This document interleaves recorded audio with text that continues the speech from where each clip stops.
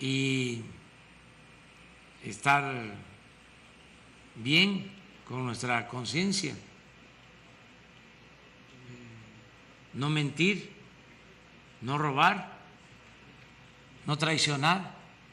Eso ayuda mucho para que no dé el coronavirus.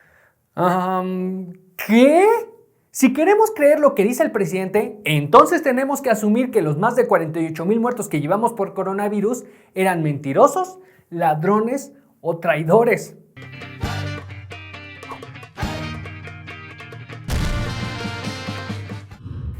¿Qué tal, amigos? Ya saben que a mí me dicen Muñe y estoy aquí porque como la vacuna del COVID-19 también me tardé como medio año en aparecer. Rusia planea comenzar a producir industrialmente 2 vacunas contra el nuevo coronavirus en septiembre y octubre. No lo creo, Chester. Si esa vacuna se hizo en una universidad del extranjero, seguramente es neoliberal y del diablo. Si algo ha marcado a este 2020, aparte de la violencia, las protestas masivas y el inesperado éxito del matador en TikTok,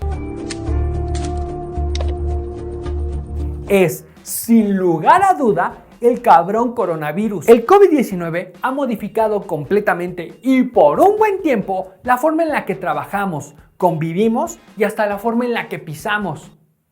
No seas vulgar, me refiero con la planta de los pies, no con los genitales. Que ahora que lo mencionas, no se siente lo mismo tener que eyacular en un cubrebocas. No.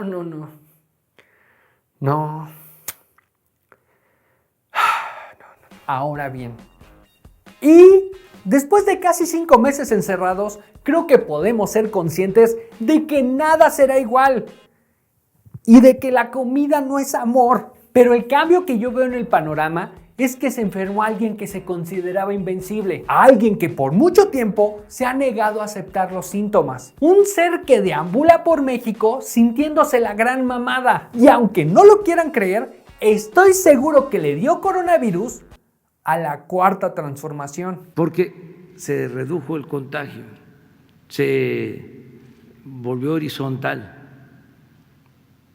se aplastó la curva. Ustedes me pueden llamar estúpido por creer que una idea se puede contagiar de un virus o simplemente porque esa es su respuesta a cualquier cosa que no les gusta escuchar. Pero para identificar el SARS-CoV-2 dentro del cuerpo de la Cuarta Transformación, no es necesario hacerle una prueba. Sobre todo porque para este gobierno, pedir una prueba es casi tan antipatriótico como venderle Chiapas a la hermana República de Guatemala. Una persona que tenga los síntomas, que tenga la enfermedad, no sirve de nada saber si es positivo o negativo. Y yo no me atrevería a lanzar este diagnóstico si no supiera que a nuestro paciente le ha entrado un gusto por alimentarse de chatarra. En toda mi vida nunca he sido acusado de corrupción.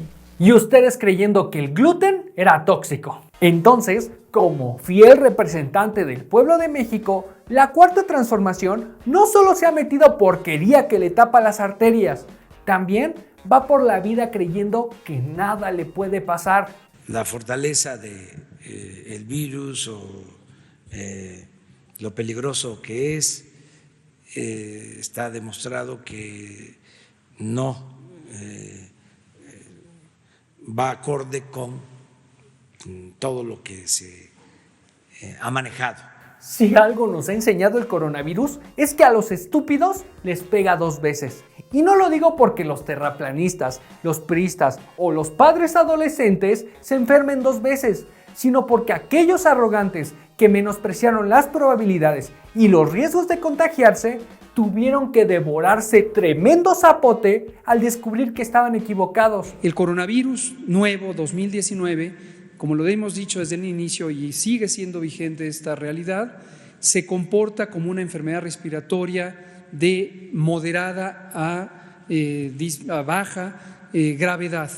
Es más leve que la influenza estacional. Y lamentablemente, nuestro paciente califica perfectamente como candidato al estúpido del año, porque no solo desestimó el impacto sanitario que provocaría la pandemia, también pensó que haciendo changuitos salvaría el empleo de los mexicanos. En este sentido, ¿cuál es el mensaje que le envía el presidente de la República a los mexicanos en el sentido de que tienen la preocupación de que se van a quedar sin empleos?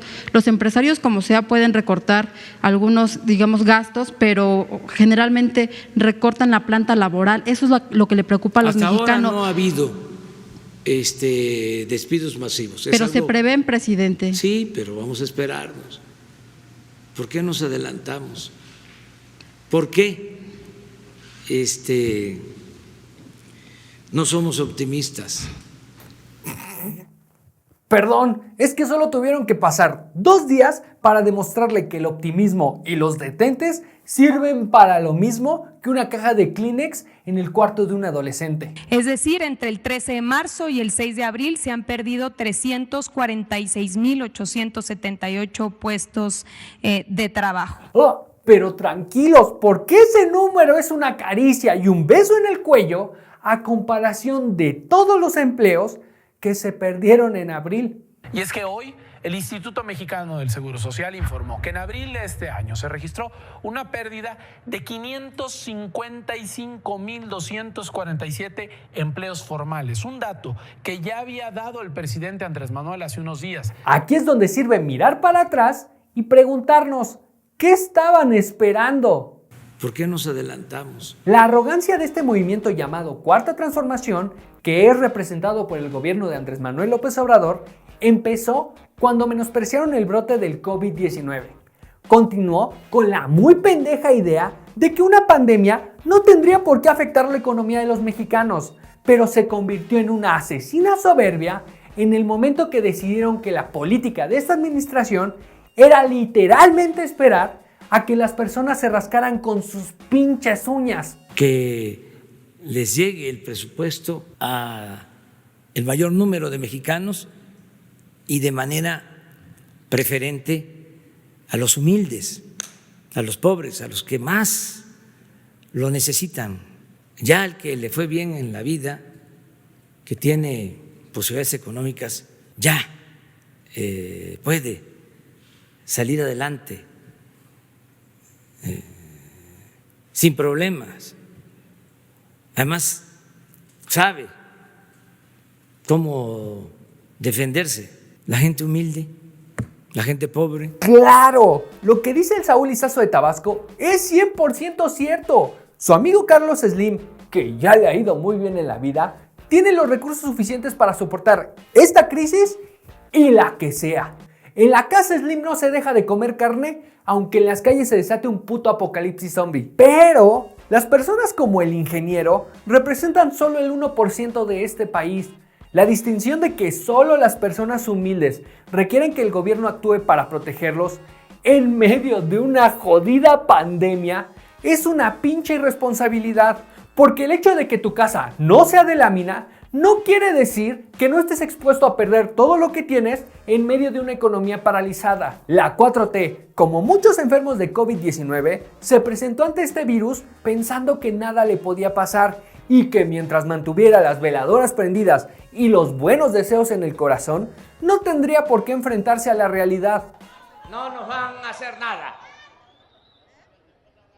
Los infortunios, las pandemias. No sé ustedes, pero creo que esa declaración envejeció tan mal como Paulina Rubio. La idea de que una cuarta transformación es posible es gracias a que 30 millones de mexicanos salieron a votar por ese proyecto de nación, pero lo que debió ser legitimidad para gobernar se convirtió en soberbia y arrogancia. Desde el 1 de julio de 2018, el discurso obradorista es que son intocables, son insuperables, invencibles, impolutos, inmaculados y un montón más de adjetivos raros para describir que todos les pelamos la verga. Y es por esa misma arrogancia que la cuarta transformación pensó que era inmune, pero no solo al coronavirus, sino a la realidad desnuda, el por qué menospreció todos los indicadores que señalaban que millones de mexicanos perderían su empleo. Un plan para mitigar los efectos en los empleos, en las empresas, en el sector productivo. Estamos pensando que no vamos a tener problemas. de desempleo y tenemos posibilidad de ofrecer ocupación, porque se mantiene el programa Jóvenes Construyendo el Futuro, se mantiene Sembrando Vida. Aparte de demostrar que en el remoto caso de que llegase a verse en verdaderos problemas, en vez de actuar para encontrar una solución, era 1000 veces preferible apegarse a la divinidad de Donald Trump. Nosotros pensamos que se va a estabilizar la economía mundial porque está interviniendo el gobierno de Estados Unidos, 50,000 millones de dólares, y van a hacer todo por estabilizar. Entonces, eso ayuda a todos los países del mundo, el que haya estabilidad económica, financiera, no le conviene a nadie. Y a nosotros nos ayuda eso. A ver, si el gobierno de la 4T le entrega apoyos a los más necesitados, ¿por qué la 4T no le iba a pedir apoyos a Donald Trump cuando más lo necesita? ¿Qué esperaban? ¿Que trataran de impulsar la economía? Eso es un insulto para mi presidente. La arrogancia de este proyecto de nación lo dejó muy expuesto ante un virus que tiene la función de joderte en donde estás más vulnerable. Y tristemente, el movimiento que llegó para transformar la vida pública del país, para con ello traer justicia y prosperidad al pueblo mexicano, ya estaba muy enfermito de su congruencia. Ser de izquierda son dos cosas: ser honesto y tener buenos sentimientos. El corrupto no es de izquierda.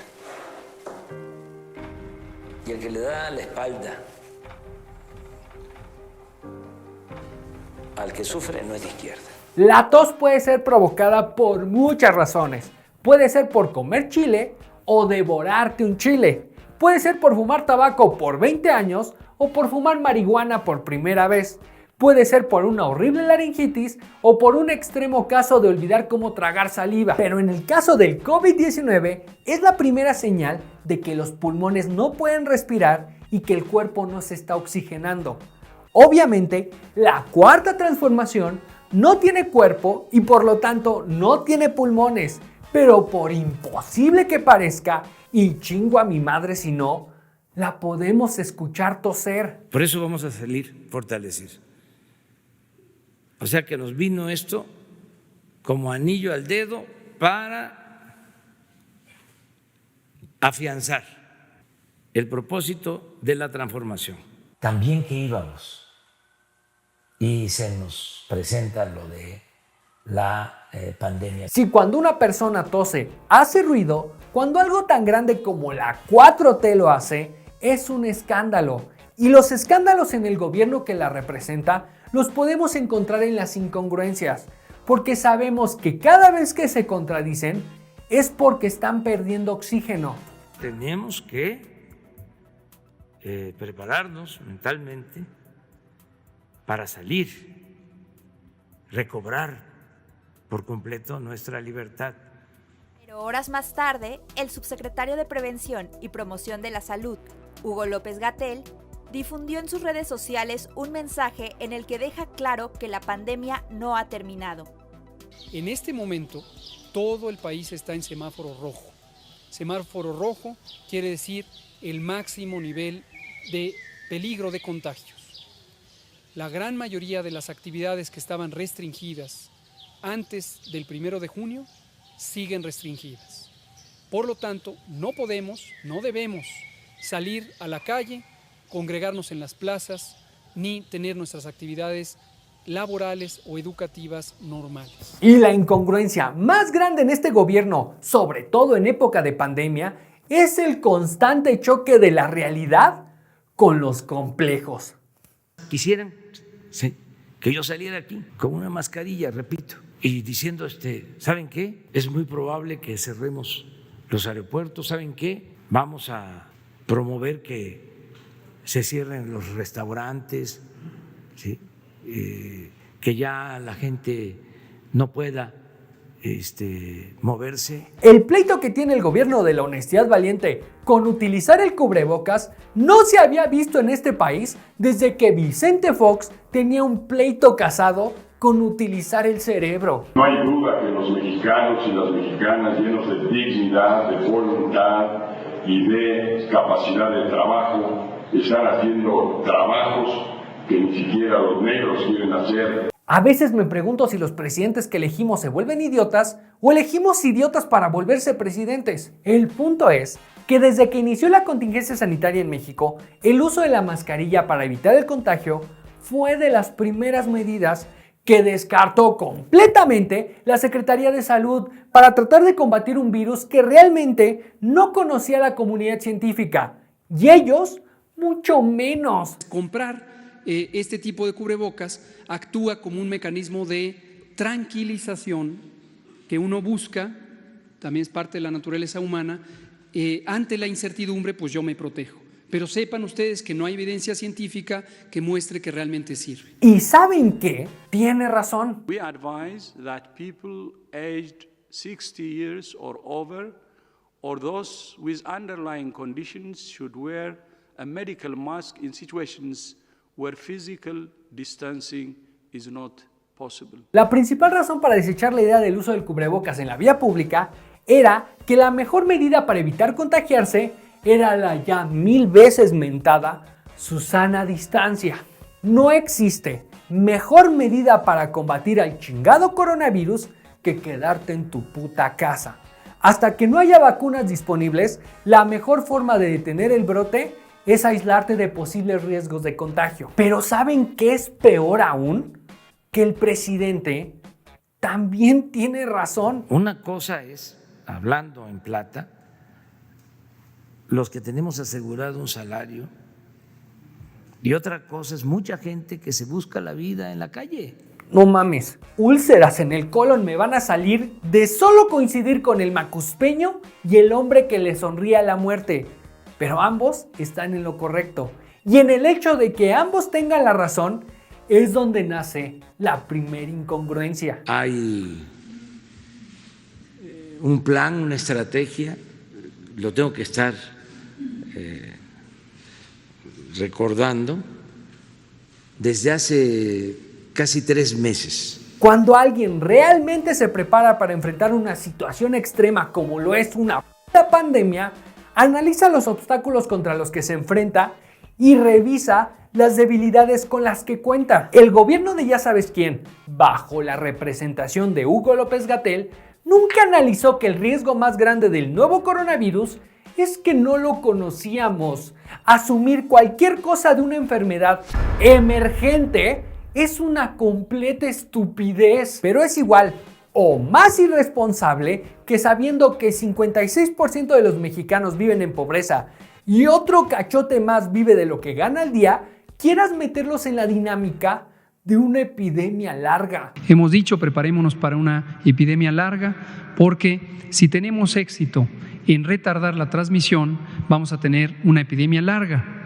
Eso no agrada mucho, pero se compensa con el hecho de que vamos a tener pocos casos en general, pocos casos al mismo tiempo, y vamos a poder prolongar el momento en donde no tengamos demasiados casos. Aunque la estrategia de una epidemia larga evita que se saturen los hospitales, ¿qué es lo que ha estado sucediendo? Paralizar la economía por tanto tiempo termina reventando a medianas empresas, microempresas o pequeños negocios que no pueden seguir pagando sueldos sin estar generando ingresos. Es inútil querer sacarle sangre a algo que lleva días muerto. Desde que se declaró el inicio de la fase 3 de la epidemia en México el 21 de abril, han pasado 104 días.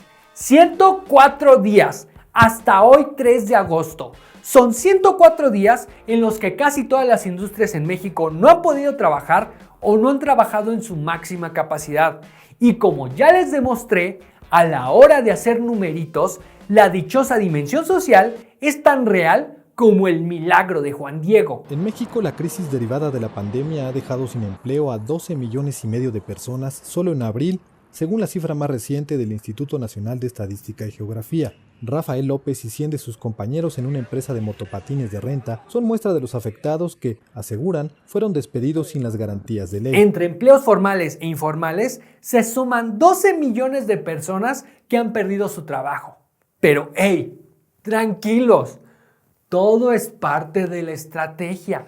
INEGI dio a conocer que la caída durante el segundo trimestre del Producto Interno Bruto es de 18.9%.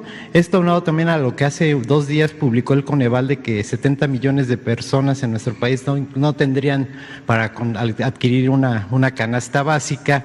Y si se suma esto, las pérdidas de Pemex de 600 mil millones de pesos. ¿Cómo vislumbro este panorama después de estas cifras? Porque dijimos que a partir de julio empezábamos a levantarnos y ya hay signos en ese sentido. Ya pasó lo peor y que funcionó la estrategia y que ya nos estamos recuperando. Podemos hacernos pendejos, comparar números, medirnos con otros países, pero en el caso particular de México solo hay 2 opciones.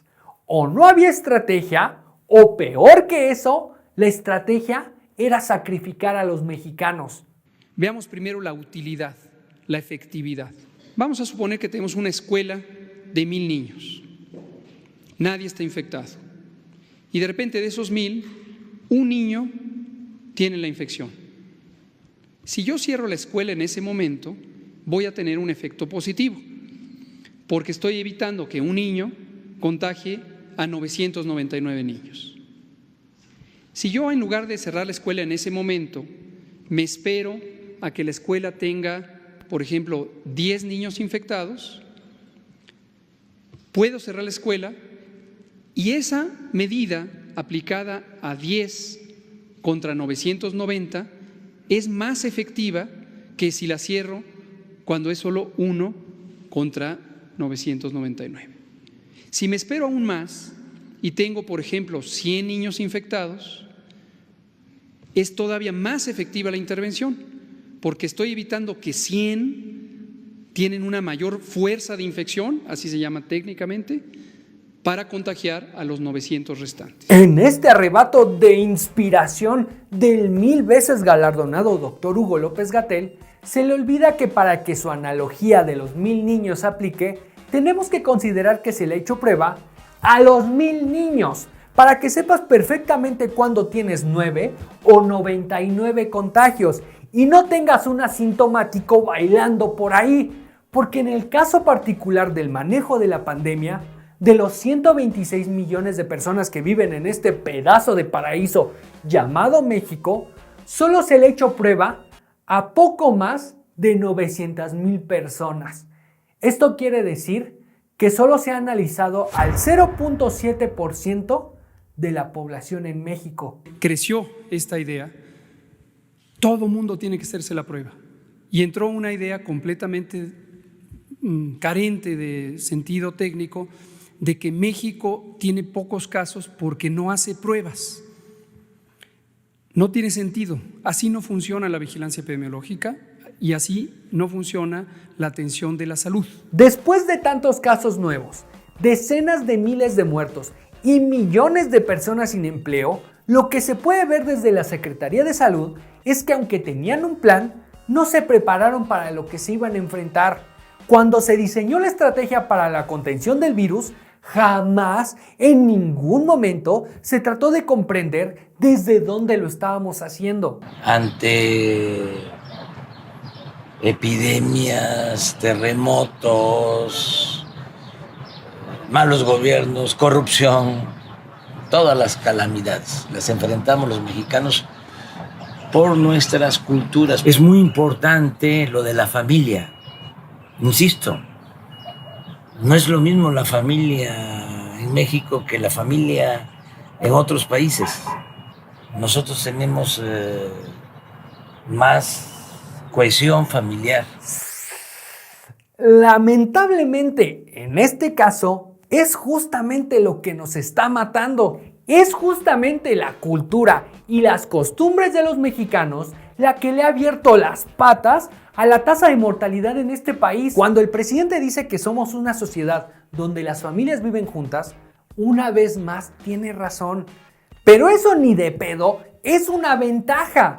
Justamente cuando la mejor solución para evitar la propagación del virus es alejarte de las personas. En México y casi toda América Latina es muy común que los núcleos familiares de más de 5 integrantes, es decir, mamá, papá e hijos, vivan en espacios muy reducidos y que aparte de eso tengan que compartir el espacio con familiares, abuelos, tíos o sobrinos. Ese nivel de cercanía ha hecho que las familias mexicanas creen lazos muy fuertes, a veces tan fuertes que resultan más dañinos que útiles. Tal vez ahora podamos entender el extraño fenómeno mexicano de los tíos, primos y abuelos violadores. Y a ese nivel de hacinamiento y concentración de personas debemos sumarle el hecho de que los mexicanos, aparte de mamitis o papitis, sufren de diabetes y obesidad. Tenemos una población con una salud crónicamente deteriorada.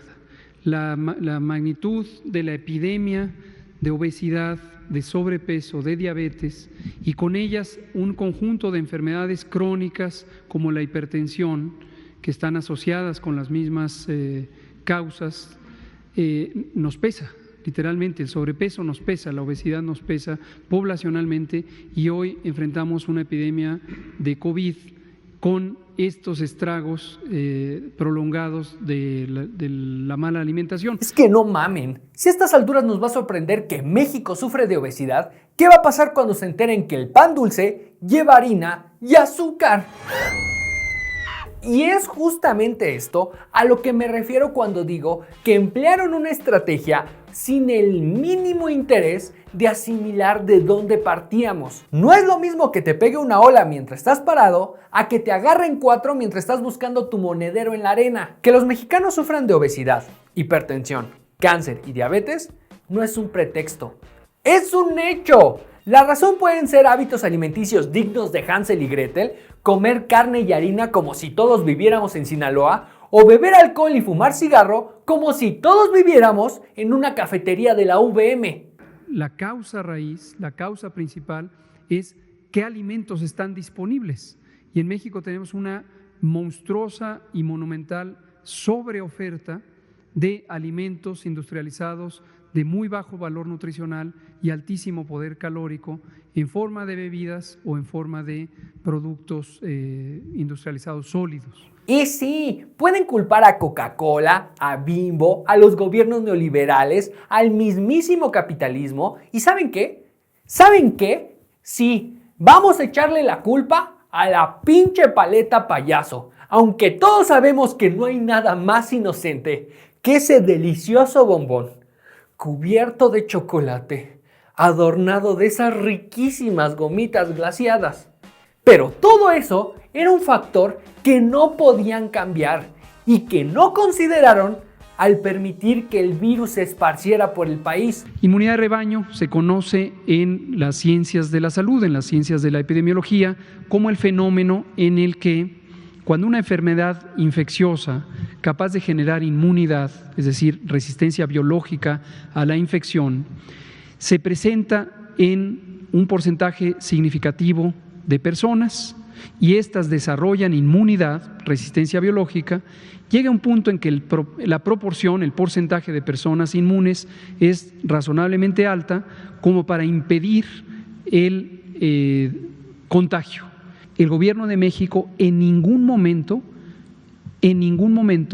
ha pensado utilizar deliberadamente el fenómeno de inmunidad de rebaño como un objetivo del manejo de la epidemia.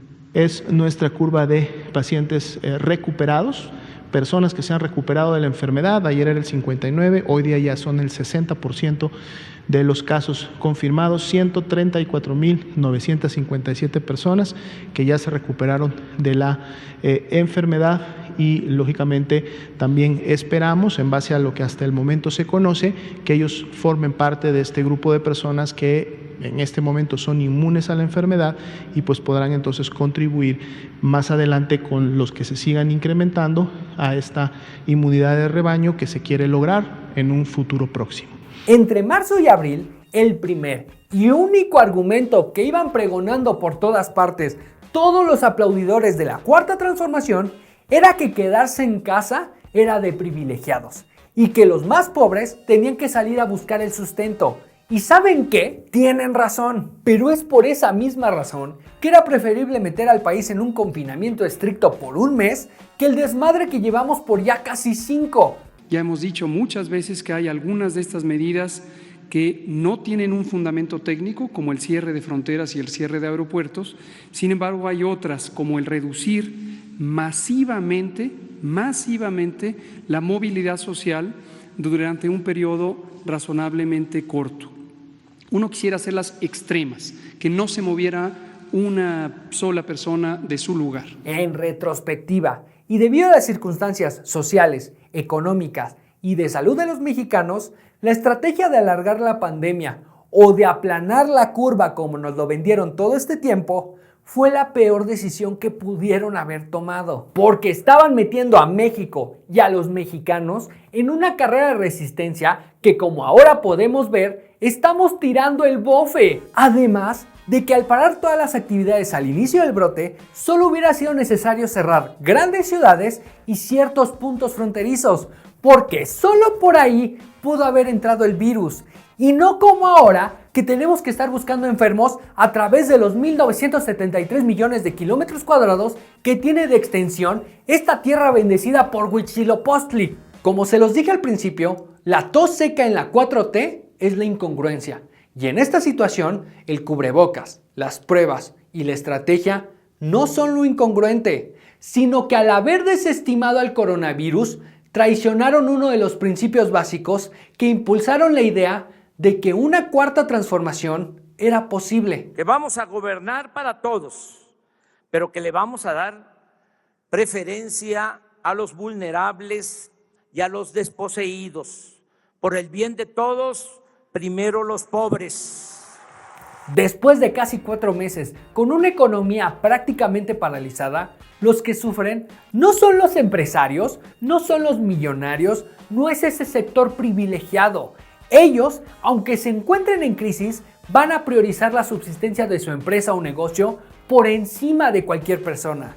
Los que se llevan la chinga son los que en la antigua normalidad ya se la pelaban para comer y darles de comer a sus hijos. Yo sé que para muchos la crisis del coronavirus representa pérdida de dinero. Y no, están pero pendejos. Lo que nos arrancó la pandemia fueron esas muy pocas oportunidades que tienen las personas para crecer, para desarrollarse. Porque a partir del 2020, mayor tiempo de tu vida va a valer menos dinero. Y eso representa que vas a tener menos posibilidades de desarrollarte o de desarrollar un talento. Y si eso no fuera suficiente, son justamente las personas que menos tienen las que están más expuestas a morir por coronavirus. Por ejemplo, en 33 municipios más acaudalados del país, la letalidad es de apenas el 9.17%, mientras que en otros 226 municipios donde hay más pobres, la letalidad sube a 17.1%, prácticamente el doble. Esta investigación, mortalidad por COVID-19 en México, muestra que el 71.2% de los muertos por COVID-19 tienen una escolaridad de primaria o inferior. Si México sufre de desnutrición y obesidad, es precisamente en los sectores más humildes en donde están más expuestos. El doctor Jorge Alcocer y el doctor Hugo López-Gatell, como representantes de la Secretaría de Salud, creo que podrían entender, como muchos de nosotros lo hacemos, que la epidemia de la obesidad y diabetes solo puede ser posible gracias a que en el 100% de las veces la comida chatarra va a ser más barata que una dieta balanceada. Lamento informarte que si conoces la pirámide alimenticia, eres parte del privilegio. La estrategia empleada por el gobierno de Mamá Coco, lo único que hizo fue empinar más a los más pobres. No importan ni las pinches becas, ni sus cabronas pensiones, ni los jodidos créditos. No existe el presupuesto suficiente para apoyar a todos los pobres de este país. Y tampoco existe el dinero para reemplazar la pérdida de un padre, una madre, un hermano o un hijo. ¿Y saben cómo terminamos en este camino que nos ha llevado a ser el tercer país con más muertos por COVID-19? Porque ¿cómo le tiene miedo la cuarta transformación pedirle al pueblo bueno que asuma una jodida responsabilidad? Hay una movilidad en promedio del 45%. Eso es ejemplar, mundial, porque no hay medidas coercitivas, porque no hay toque de queda, porque es voluntario. Es un pueblo que se gobierna a sí mismo. Este majestuoso plan que nos vendieron para tratar de aplanar la curva de contagio en abril, en mayo, en junio y para julio nos dijeron que la curva nunca importó, ha estado basado prácticamente en esfuerzos individuales, porque unos se quedan en casa y otros tienen que salir a trabajar, porque unos se quedan en casa y otros tienen que ir a ver a su familia, porque unos se quedan en casa y otros salen a empedar. En plena pandemia, así lucía ayer la caseta de cobro de la autopista México-Cuernavaca debido a las decenas de automovilistas que se fueron de vacaciones a Morelos y a Guerrero. Y ni me estén jodiendo, porque es algo natural. Todas las personas terminamos sucumbiendo ante el encierro, sobre todo cuando ha sido tan largo como este. Es más, ni Andrés Manuel ha podido quedarse en Palacio Nacional más de 3 semanas. El problema de origen es que lo que debió ser una estrategia coordinada, estricta, rápida y efectiva, se convirtió en una tediosa sugerencia. Por eso decimos directamente a la sociedad, a todos y cada uno de los miembros de esta república, quédate en casa. Quédate en casa. El problema principal de la estrategia para tratar de contener el virus es que desde el principio a todos les valió madres. Y no lo digo porque todos nos hubiéramos quedado en la calle mientras por ahí rondaba la muerte, sino porque desde el principio nunca hubo una estrategia, nunca hubo la coordinación entre sociedad y gobierno para, en el caso de que nos tuviéramos que encerrar, decidir por cuánto tiempo y en qué momento hacerlo. Y para todos aquellos estúpidos que sigan insistiendo en que no teníamos otra opción, pueden ir mucho a chingar a su madre. Normally one of the most crowded, noisy, chaotic cities in Europe, the Greek capital has been deserted for almost 6 weeks now. Streets empty, lockdown restrictions strictly enforced by police patrols. In truth, they had little choice. After a decade of economic crisis, their hospitals were in no shape to handle the tidal wave of death and disease that struck Italy and Spain. En 2009, Grecia entró en una crisis económica de esas que te dejan lamiendo el piso solo para conocer lo que es comer salado. Y aún 10 años después, viven en una situación muy frágil. Es por eso que consideraban imposible aumentar su capacidad hospitalaria para enfrentar el coronavirus.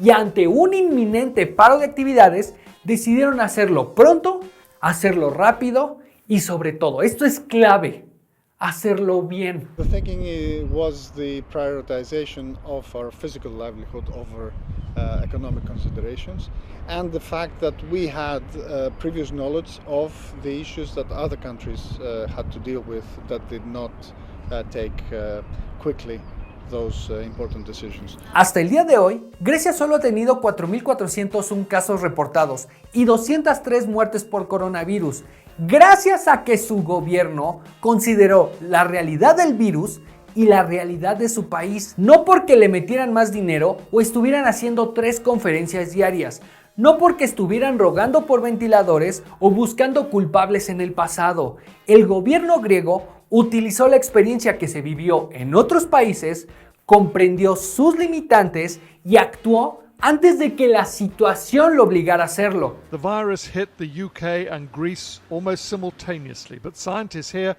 believe that with daily death tolls hitting 0, they may already have it pretty much beaten. And the lesson from here may have been that delaying action to protect the economy simply makes any recovery much harder and much later. En el caso de México, nos dirigimos a alcanzar los 50,000 muertos porque todos los pinches días insistimos en chocar la realidad con los complejos. Aquí llamo al pueblo para que se estén en sus casas, porque así nos conviene, y estoy seguro que me van a hacer caso. Nada de que es por la fuerza, no. Tal pareciera que Andrés Manuel tiene pesadillas y moja la cama por las noches cuando llega a rondar por su cabeza la idea de que tiene que gobernar este país. Especialmente en estos tiempos de pandemia, utilizar los recursos del Estado para que la limitante de unos cuantos se vuelva el beneficio de todos no es autoritarismo, pero como vive acomplejado de que lo puedan comparar con otros presidentes, se niega a utilizar al Estado, a la fuerza pública o su liderazgo para hacer que el pueblo bueno se haga responsable de una puta cosa. Es un pueblo que se gobierna a sí mismo. Y por supuesto, después de 104 días, a las personas ya les vale madres. Se van de vacaciones, visitan a la familia, hacen pedas masivas. Pero es por eso que existe un gobierno por el que se votó y al que se le pagan impuestos. Para que tenga los recursos económicos, políticos y humanos para legítimamente acotar las libertades de unos cuantos por el beneficio de la población. El Estado es el único ente que puede obligar a las personas a quedarse en su casa en una situación de crisis como la que estamos viviendo. Nosotros no los vamos a convencer por exhibirlos en Twitter o Instagram, pero como el representante del Ejecutivo Federal y líder social de muchísimas personas vive con el complejo de que lo quieren derrocar, ya perdió la autoridad moral para pedirle a las personas que se queden en sus casas. ¿Saben qué quieren los conservadores? Que yo me aísle. Imagínense, no habría conducción. Oh, sí, habría la conducción de ellos, porque en política no hay vacíos de poder. La incongruencia de la Cuarta Transformación es que abandonó a los que utilizó como bandera para llegar al poder. Se chingó silenciosamente a las personas más humildes simplemente porque su máximo representante es incapaz de superar hasta el más minúsculo de sus complejos. Que no vamos a cometer el error que se cometió en el gobierno. ¿Se acuerda que nos pusieron a todos? No podíamos hablar y bueno, eso no. ¿Cómo chingados creen que este gobierno va a utilizar una medida que implementó Felipe Calderón? Están pero pendejos del seso si creen que vamos a utilizar una medida que primero fue implementada por el gobierno espurio y segundo tiene la función autoritaria de no dejarnos hablar bien. No mamen, es que también ustedes. Pero una vez más, el problema no es el cubrebocas. Podrían volverlo obligatorio y habría personas a las que realmente les valdría la misma verga que les vale ahora. El problema es que en este caso, como en muchos otros, este gobierno se resiste a encontrar soluciones que le ayuden a la población porque antes que la vida de cualquier persona está la prioridad de cuidar los sentimientos del pequeño Andrés Manuel. Pero esto no va a ser no solamente uno de los elementos más importantes para protegernos de la economía, sino va a ser uno de los elementos que permita relanzar con mayor éxito la economía. Pues creo que está muy desproporcionado. Si fuese el cubrebocas una opción para la reactivación de la economía, pues me lo pongo de inmediato, pues. O sea, pero no es así. Yo sigo las recomendaciones de los médicos, de los científicos. No creo que haya dicho eso, Arturo. A ver.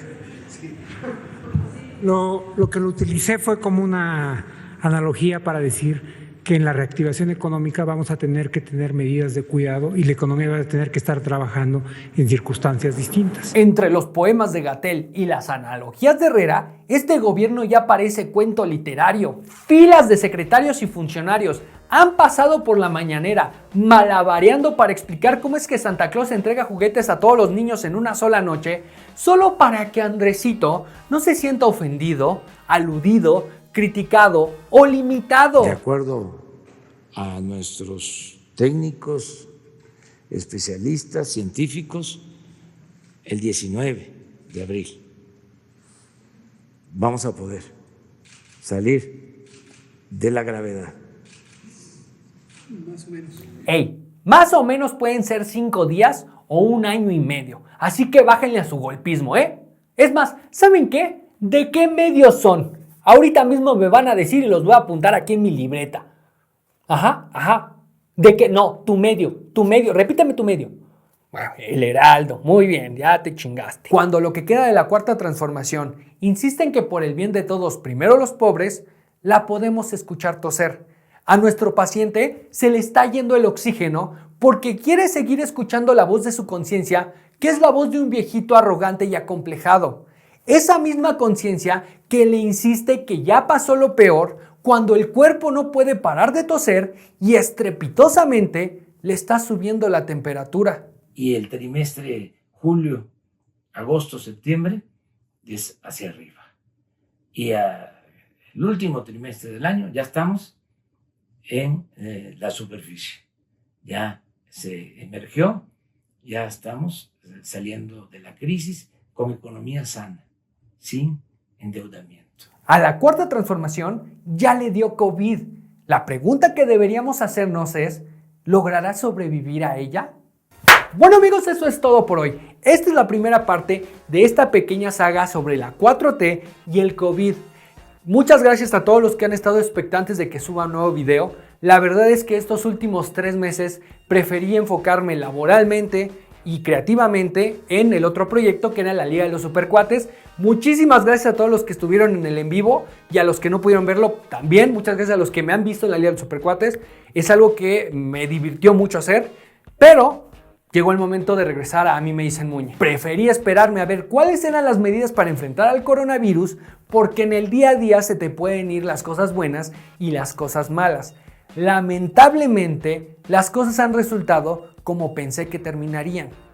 Lo tuve que dividir en partes porque son demasiados temas rondando a través del mismo que es el coronavirus en México.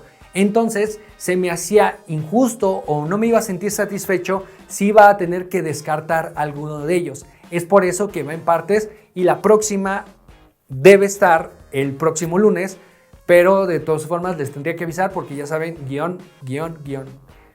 Si este programa se tarda un chingo en salir es por el pinche guión, ¿eh? O sea, uno tiene que investigar, uno tiene que corroborar y aparte de todo eso, intentar hacerlo gracioso. Como verán, lo único que ha funcionado es la investigación y la corroboración.